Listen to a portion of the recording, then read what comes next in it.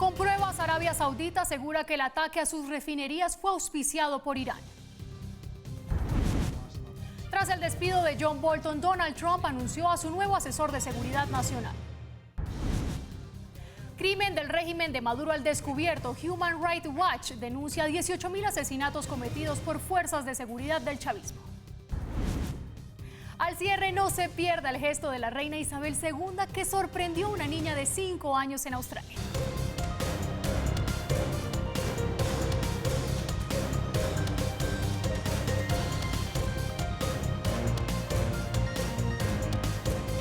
Aquí comienza Red Más Internacional. Hola, bienvenidos. Esto es Red Más Internacional. Iniciamos hablando de Arabia Saudita porque ya se pronunció sobre los ataques a la refinería del fin de semana. Presentaron pruebas mediante las cuales señalaron a Irán como el directo responsable. Arabia Saudita rompió su silencio y lo hizo presentando elementos que señalan como pruebas calificadas como indudablemente patrocinadas por Irán. El ataque no vino desde Yemen, se lanzó desde el norte, a pesar de los mejores esfuerzos de Irán para hacerlo parecer. Su colaboración con su representante en la región para crear esta falsa narrativa es clara. En segundo lugar, el ataque fue lanzado desde el norte y fue indudablemente patrocinado por Irán. En esta rueda de prensa, el Ministerio de Defensa saudí mostró estos restos de drones y misiles crucero que aseguran son de procedencia iraní. En la región hemos sido testigos de un claro crecimiento de la agresión iraní que culminó en el ataque del norte hace varios días. Este ataque no fue contra el reino saudí o Arabia Saudita. Fue un asalto a la comunidad internacional, un deliberado intento de perturbar la economía global y la industria energética. Los responsables deben responder por sus acciones. La agresión continua de Irán, el patrocinio del grupo terrorista y la interferencia en el comercio marítimo representan una amenaza común para todos nosotros.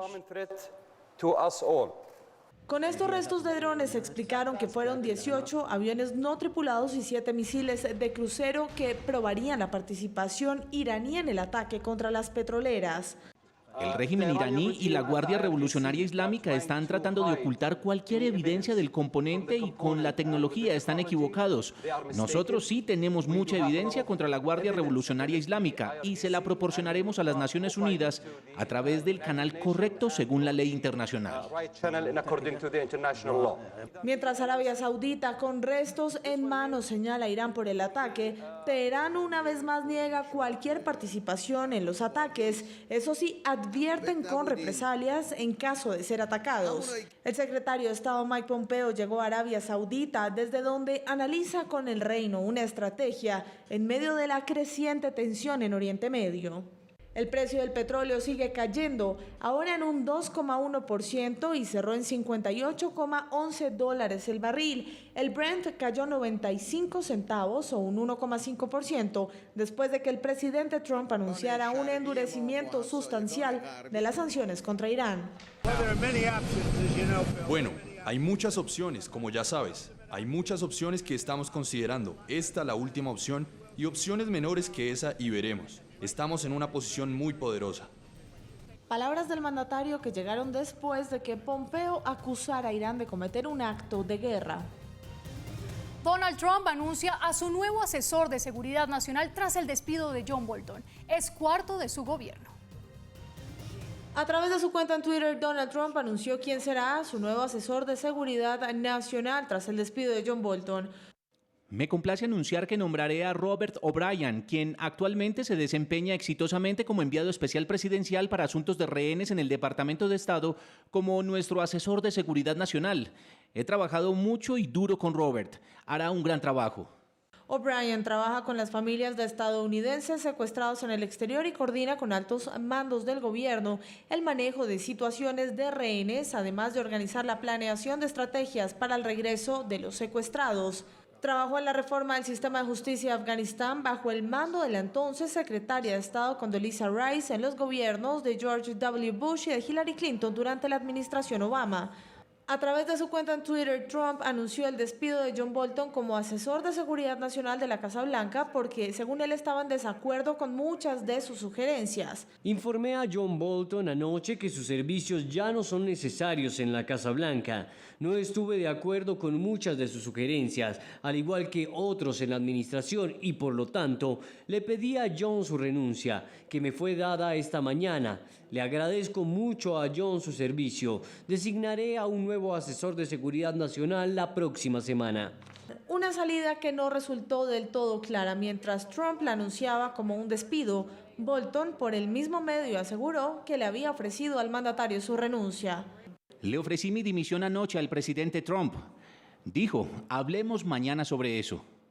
John Bolton fue el tercer asesor de seguridad nacional destituido por Donald Trump. Primero fue Michael Flynn, quien dimitió después de que fueran revelados contactos con el Kremlin y luego haber mentido al gobierno. Después llegó Herbert McMaster en 2018 hasta Bolton, quien fue despedido el pasado 10 de septiembre.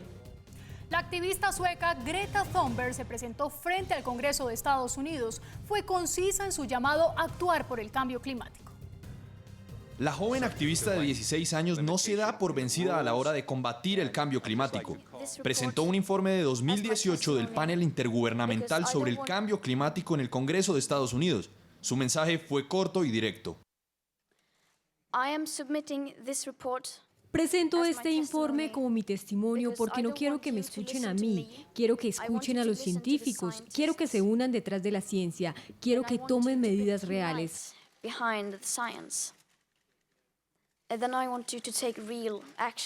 Thunberg instó a cambios rápidos y sin precedentes en las costumbres de las personas en su vida cotidiana para evitar que las temperaturas suban 1.5 grados Celsius para 2030. Esto es simplemente algo que todos deberían hacer. No se trata de opiniones políticas, inclinaciones o de mis opiniones. Esto es la ciencia. Fue una de los 4 estudiantes invitados a hablar en una audiencia conjunta sobre medio ambiente para dar una visión de la próxima generación sobre el cambio climático. Greta fue enfática en cuanto a la desinformación de las personas. Como es ahora, la gente en general no parece ser muy consciente de la ciencia y de la gravedad de esta crisis, así que creo que necesitamos informarles y comenzar a tratar esta crisis como la emergencia existencial que es. El secretario general de la ONU, Antonio Guterres, se pronunció respecto a la cumbre por el cambio climático que tendrá la organización. Estamos perdiendo la carrera contra el cambio climático. Nuestro mundo no está cumpliendo con los objetivos de desarrollo sostenible. Hay muchas más iniciativas por venir. Todos se presentarán en la cumbre y están diseñados para tener el impacto global que la crisis climática exige. Greta Thunberg, quien llegó al hemisferio occidental a través de un velero para no generar emisiones de carbono, se encuentra en Washington desde la semana pasada. Se reunió con el expresidente Barack Obama, que le describió como una de las mejores defensoras del planeta, y se unió a varias huelgas que presionan a los legisladores del Capitolio para que tomen medidas sobre el cambio climático. Y las fuerzas de seguridad nacional del régimen de Nicolás Maduro asesinaron a cerca de 18.000 personas desde 2016. Así lo denunció la organización Human Rights Watch. Cerca de 18.000 personas fueron asesinadas en Venezuela desde 2016 a manos de las fuerzas de seguridad en Venezuela, aparentemente por resistirse a las autoridades. Hemos visto brutalidad policial en Venezuela en el pasado, lo que no hemos visto en la medida que estamos viendo en Venezuela ahora. La cifra fue dada a conocer hoy por la organización cuyo director para las Américas es José Miguel Vivanco e incluye numerosas ejecuciones extrajudiciales presuntamente cometidas por las temidas Fuerzas de Acciones Especiales FAES, adscritas a la Policía Nacional Bolivariana y otros grupos armados leales al chavismo.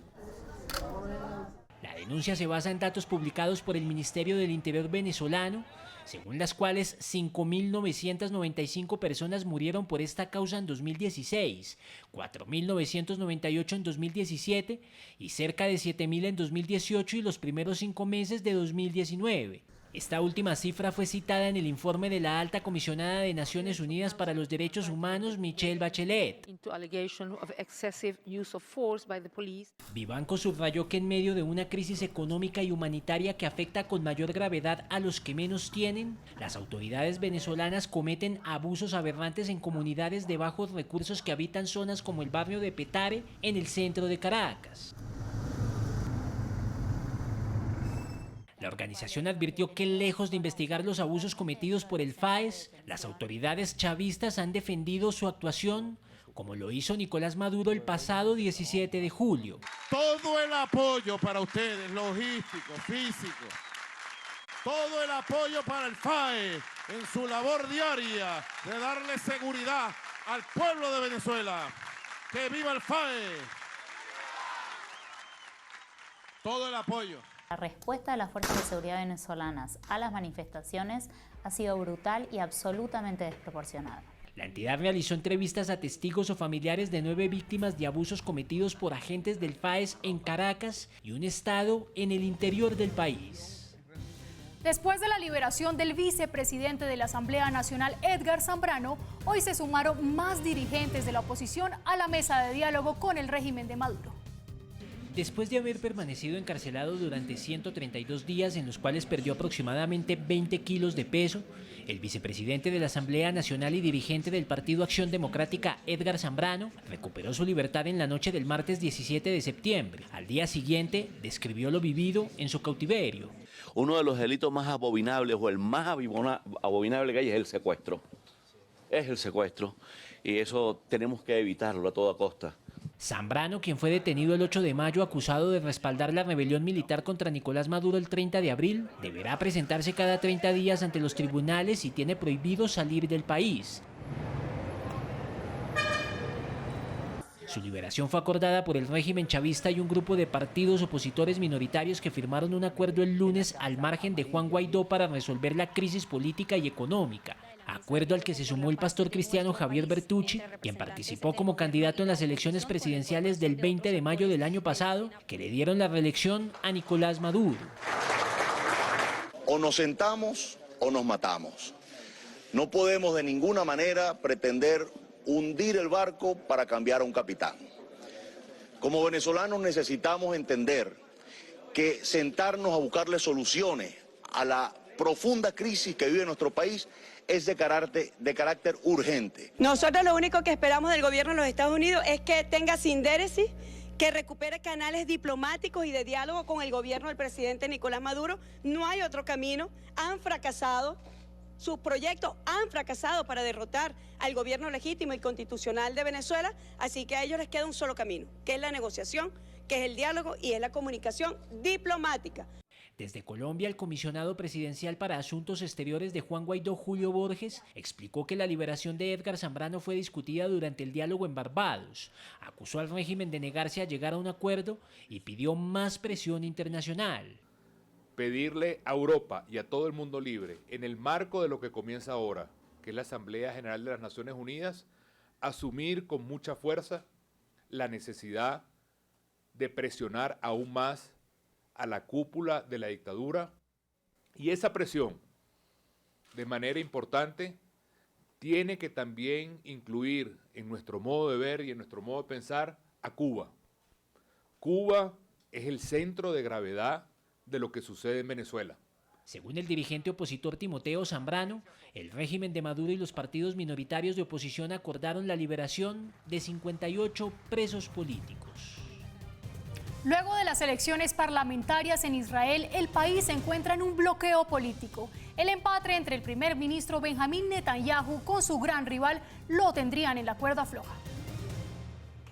Como en un callejón sin salida, así podría verse el panorama político luego de las más recientes elecciones parlamentarias en Israel, tras registrarse un empate entre el primer ministro Benjamín Netanyahu y su principal rival, el general retirado Benny Gantz, lo que obliga a todo el mundo a negociar para formar una coalición. Netanyahu, que ha liderado el gobierno israelí de forma ininterrumpida en los últimos 10 años, luego del conteo de más del 92% de los votos, logró 31 de los escaños con su partido Likud contra la formación del centro derecha azul blanco de Gantz, que habría obtenido 32 de los 120 que hay en el Parlamento israelí. Pero la meta es llegar a los 61, mayoría necesaria para gobernar. A partir de esta noche comenzaremos las negociaciones. Actuaremos para formar un gobierno de unidad amplia que expresará la voluntad del pueblo. Por supuesto, esperaremos los resultados finales, pero parece que hemos cumplido nuestra misión y lo hemos hecho a nuestra manera.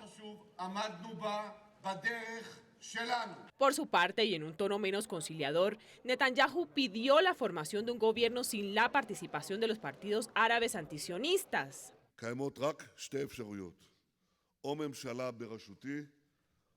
Solo hay dos opciones, ya sea un gobierno que dirijo o un gobierno peligroso basado en partidos árabes. Y durante estos tiempos más que nunca, especialmente frente a los desafíos políticos y de seguridad que enfrentamos, no debe haber un gobierno basado en partidos árabes antisionistas.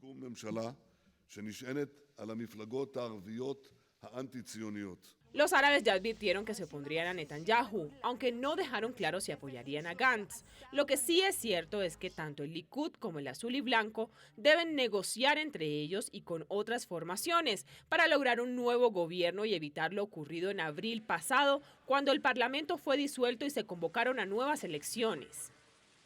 Pero en esta oportunidad los partidos árabes están fortalecidos. Asimismo, el partido del exministro de Defensa Avigdor Lieberman, quien como en las pasadas elecciones podría ser pieza clave, ya que logró 9 escaños. Gracias por continuar con nosotros. Pedro Sánchez, secretario general del Partido Socialista Obrero Español, respondió a críticos en una sesión de control del Parlamento. Lo culparon por el limbo político que vive el país. Crece la incertidumbre en España, que está cada vez más cerca de sus cuartas elecciones en 4 años, luego de que Pedro Sánchez anunciara las elecciones anticipadas después de meses de un punto muerto político. Aquí lo que ha ocurrido, señor Casado, es que ha habido una primera fuerza política que ha ganado las elecciones y que ha intentado formar gobierno. Y 3 fuerzas políticas, Señorías, perdón. Lo que han hecho ha sido bloquear la formación del único gobierno posible en este país, señor Casado. Es así de sencillo, es así de sencillo. Mire, señor Casado, España necesita estabilidad, moderación y un gobierno progresista. Eso es lo que necesita España, señor Casado. No necesita el bloqueo. El líder conservador de la oposición, Pablo Casado, acusó a Sánchez de que desde un principio quería las elecciones. Dijo que había abusado de las instituciones de manera obscena por razones electorales. Usted lleva queriendo ir a elecciones desde el principio, pero ha jugado con los españoles durante los últimos 5 meses. Por eso no ha buscado ningún acuerdo con ningún partido de esta Cámara y ha tratado a la oposición con su habitual soberbia. Ha instrumentalizado las instituciones de una forma soez, a este Parlamento con un cerrojazo de medio año y utilizando los reales decretos para uso electoralista. Sánchez insistió en que el pueblo de España tomó una decisión el 28 de abril después de 7 años de gobierno del Partido Popular, que según él trajo al país recortes presupuestarios e injusticia social. Los españoles expresaron su frustración y consternación ante el anuncio del primer ministro interino Pedro Sánchez de que el país volvería a las urnas el 10 de noviembre. Por el pueblo no miran por sus sillones. Está claro, y por sus sueldos. Menos banderitas y más mirar por el pueblo. Me parece que una completa pérdida de tiempo. Me parece que la clase política española actual no está pensando en los ciudadanos, solamente está pensando en su propio beneficio. Y bueno, yo particularmente como ciudadana española no estoy muy segura que vaya a votar las próximas elecciones. Tras un debate que evidencia una fallida coalición, España continúa en el limbo político desde que los socialistas surgieron como el partido más grande en la elección parlamentaria de abril, pero sin suficiente apoyo para gobernar por sí mismos. Un instructor de vuelo y su alumna fallecieron luego de que su avión perteneciente al Ejército de Aire Español se precipitara al Mediterráneo. Una falla en el motor habría ocasionado el accidente. El instructor y comandante del Ejército del Aire Español, Daniel Melero, de 50 años, junto a su alumna, la alférez Rosa María Almirón, de 20, son las víctimas fatales que deja el accidente de una avioneta ligera al estrellarse en el mar. Así lo confirmaban las autoridades en su cuenta en Twitter. El comandante Daniel Melero y la alférez alumna Rosa María Almirón han fallecido esta mañana en accidente de aviación en San Javier, Murcia. sus compañeros del Ejército del Aire, acompañamos en el dolor a sus familiares y amigos. Descansad en paz. Se trata de un avión de enseñanza elemental cuyos restos quedaron esparcidos en el mar a la espera de ser recuperados por los servicios de emergencia, militares y civiles, quienes se movilizaron tras el accidente. Las primeras informaciones apuntan a que una falla en el motor durante la maniobra de despegue sería el motivo por el cual se cayó, provocando la muerte de sus tripulantes. La avioneta siniestrada había volado este miércoles y fue revisada. Justo un día antes de precipitarse al mar realizó otro vuelo sin registrar incidencias. Este sería el segundo accidente aéreo ocurrido en la región de Murcia en 3 semanas, pues el pasado 26 de agosto otro avión del Ejército del Aire se estrelló y dejó como resultado una persona fallecida.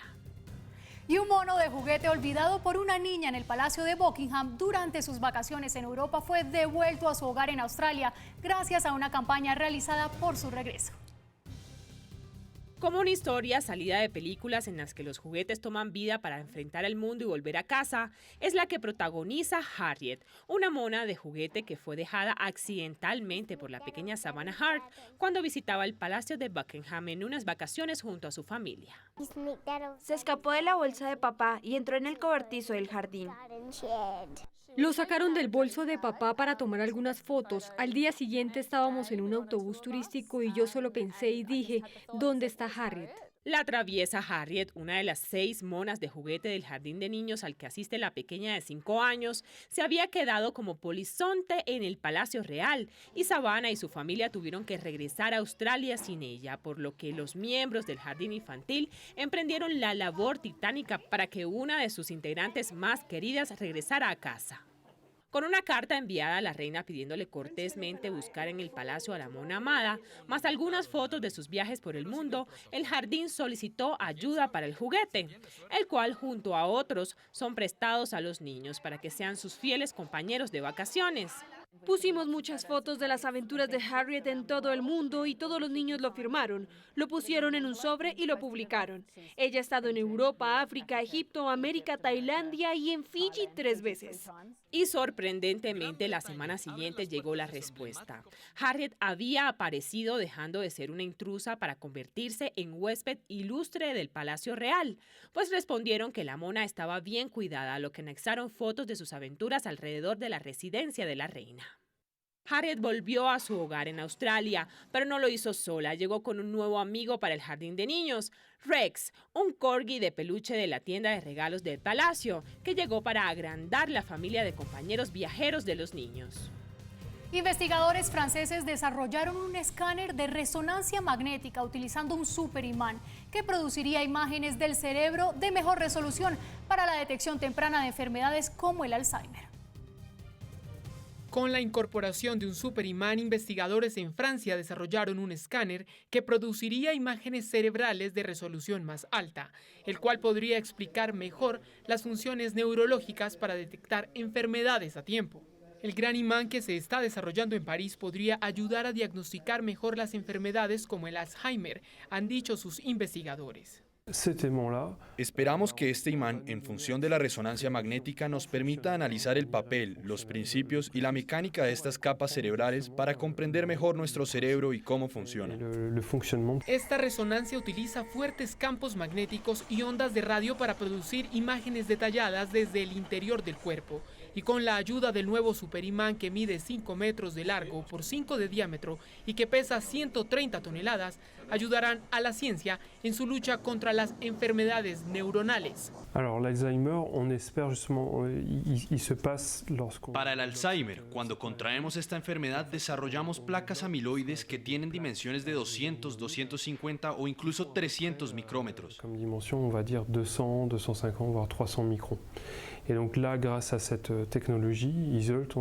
Gracias a esta tecnología podemos enviar ondas a una escala más fina para que podamos potencialmente detectar la enfermedad en sus primeras etapas y en consecuencia controlarla con mayor precisión.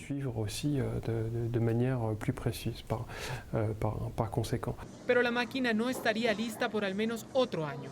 Los ingenieros del proyecto actualmente están realizando pruebas en el imán y la parte principal del desarrollo comenzaría a principios del 2020, cuando el aparato se examinaría con un equipo de resonancia magnética real.